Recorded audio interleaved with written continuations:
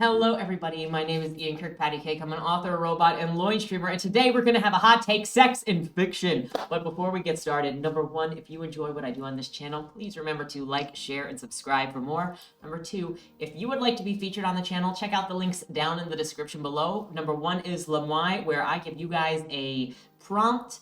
You answer the prompt.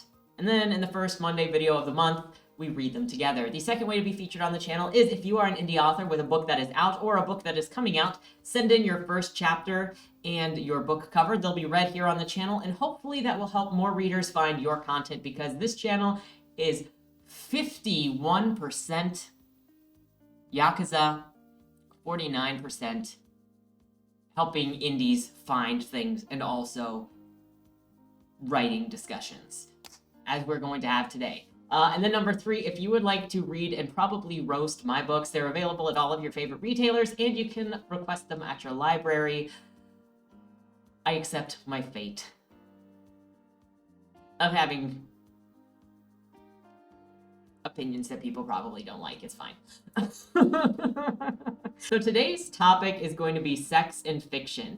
And kind of like I typically preface everything before I get into it on this channel, is this isn't a comment about anybody who has a difference of opinion. My best friend is a not safe for work artist. This is not a comment for or against sex, or again, it's not a comment to say whether sex should be banned or not in writing.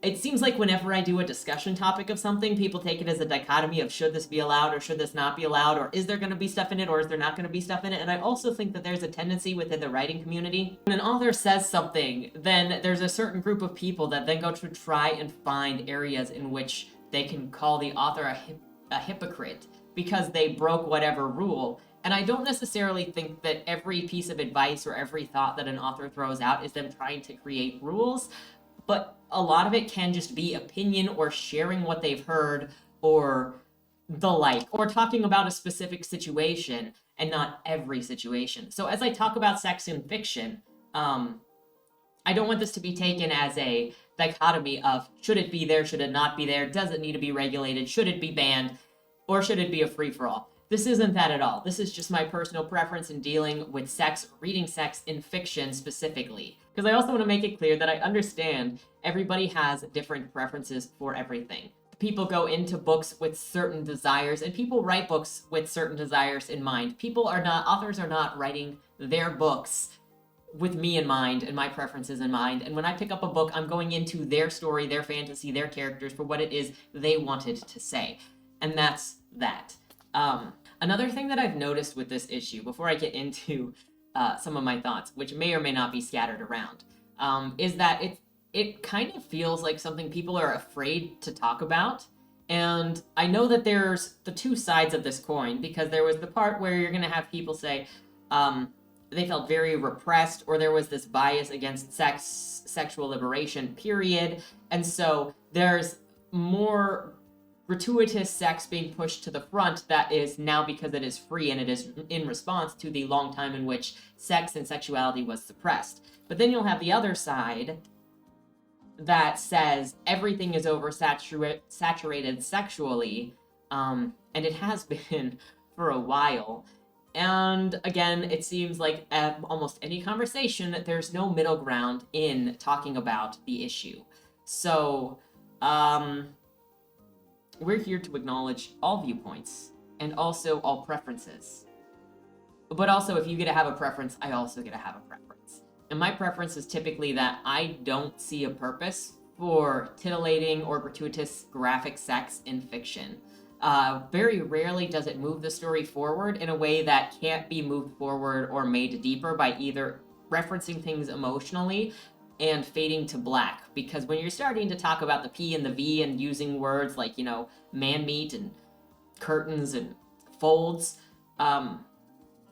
you're not really getting story moving forward things. So sex is just not my thing, in general. That's not to say that I haven't read books with sex in them, that I haven't written sex out before, and that my books have zero sex in them. My books don't have gratuitous sex in them, but you'll see sex in them. And so I also want to make that clear because of this hypocrisy debacle, which I also think is one of the reasons why it's very hard to actually get conversation on things, because people are very constantly looking for a way to take down somebody else, especially if they've got an opinion that is different. I don't even know how to organize my thoughts on this. I have like a minor script over here of kind of the things that I want to say, but it's very difficult to sort of structure it. But one of the things recently, it feels like sex has sort of become an addiction to people.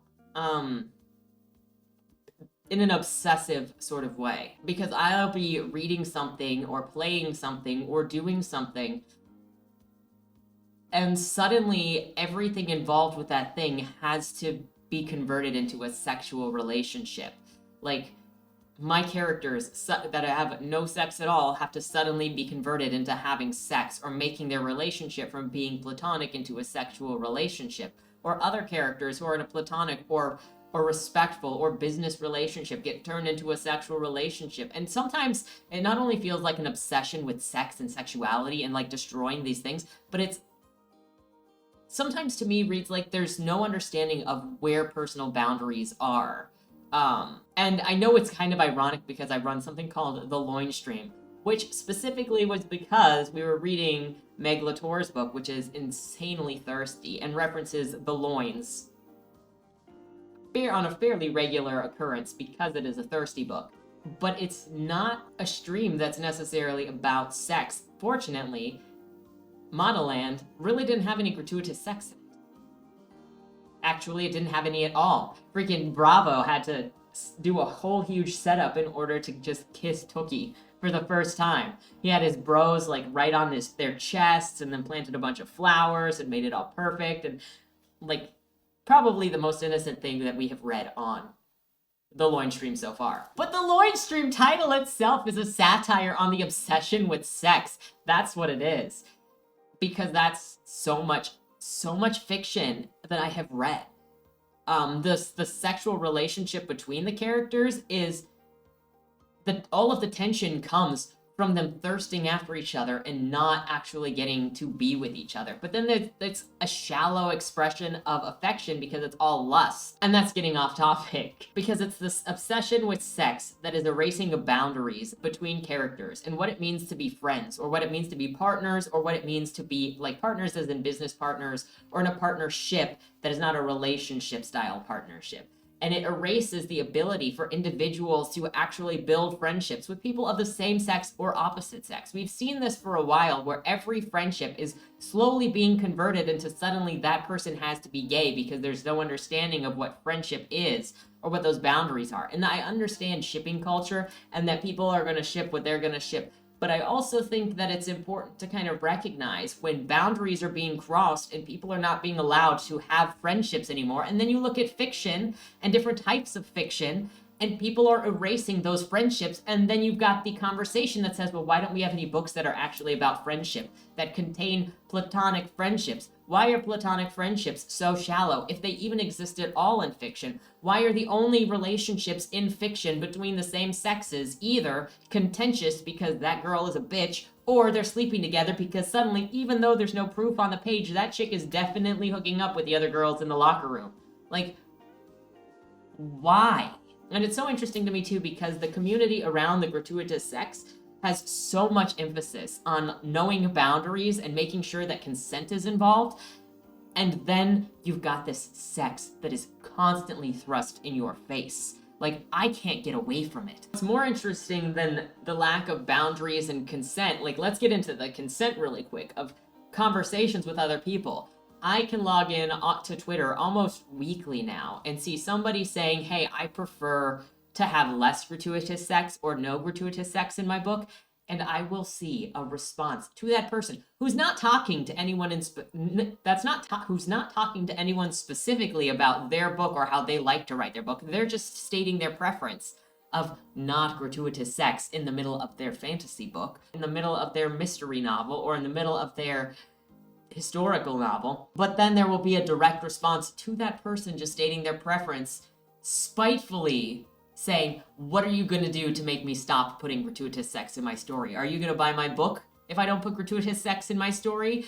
And there's this condemnation towards people that just say, I do not prefer my fiction to be loaded up with sex. That's not saying it can't exist. That's not saying it shouldn't exist. That's not saying you can't write it. That's not saying you have to write erotica if you're going to write graphic sex. But if you can have a preference to having gratuitous sex in your book, and then that person is over there doing their own thing saying that they prefer not to have sex, then why is it of your consideration to go after them for saying that they prefer not to have it? You're going for different readers than that person based on that comment. I have seen so many instances of, just because I've seen somebody say that they don't want sex, I'm going to insert more of it into my book. Such spiteful actions of inserting things because of somebody else's preference. But I have never seen somebody say, oh, you like sex in books? Well, I'm going to take it out just to screw you. Have you had that experience anywhere? Somebody saying, I'm going to specifically blue ball the audience. I was going to write smut, but because you like it, no smut for you. Generally, I feel like the people that don't put sex in their books or that do fade to black in their books is just because that's a personal preference.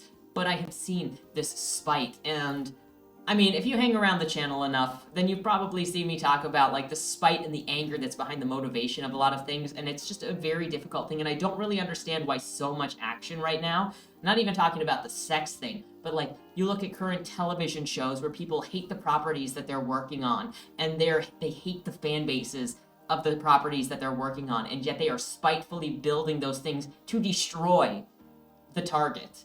And I don't understand why so much is done out of spite right now. It's not healthy. If you love writing smut, have at it. Go and write that sex to your heart's content and give it to the lovers of the sex that are craving for it. I have so many like specific examples of sex being thrust into situation. You can't say sex and thrust in the same sentence. Sex being thrust into a situation or a book where it doesn't belong. And I don't mean like it's written into a book. I mean, you're talking about a story that the sex is not in it. But then the conversation turns around to be about sex. And I think that's different than talking about thirst that's built into a story and then going, is this person being thirsty? That it's very interesting for somebody to say, I don't really want this. This is a boundary for me, or I'm not into this, and then to deliberately have somebody push the sex onto you. Not only that, but if you say that you don't prefer sex, or you're not sexually obsessed, or you're not lusting, I've also had issues of people trying to figure out what was wrong with me. Like, why was I so different? Why was I broken? Let me give you a label to understand why you're behaving in a way that's abnormal. I don't think that that's healthy either. That I can just say I have this preference or this state of being, and I don't need a label to tell me that I'm different. I can just exist without having to justify using a label as to why I feel the way that I feel. I think that's kind of also what throws me so much. There's somehow a call for respect of sex and sexual diversity and experiences, while also going after anyone who may not feel that same lust, who may not experience that drive for sexuality, and or may actually be sexually repulsed, or hyposexual, or asexual. In any case, that's still met with aggression. And it's only let up if you say maybe you are asexual, because then they go, oh, well, you've got this label, so something, we can excuse that. Instead of just saying, hey, I just don't have this preference. You've got to give a reason as to why you have that preference. And that feels invasive to me, especially when I'm personally private about my private things. Sex for me is a very private matter between the two partners, because for me, it's